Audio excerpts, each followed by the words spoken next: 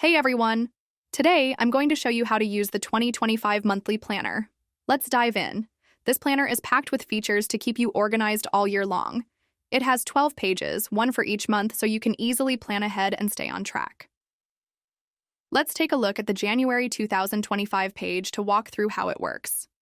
First off, we have a calendar where you can add notes for each day.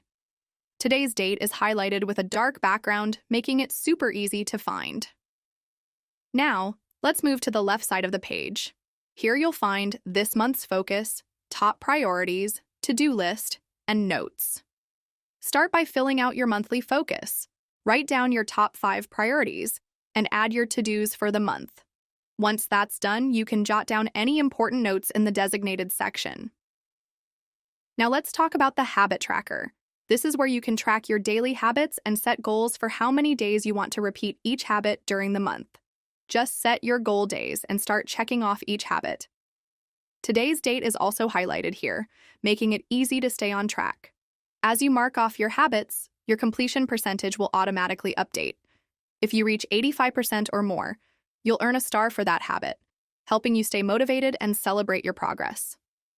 Moving back to the to-do list, you can check off tasks as you complete them, and each time you check off a task, the progress bar will update automatically.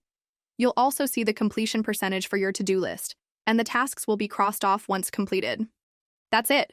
Super easy to use and a great way to stay organized and focused throughout the year. Thanks for watching.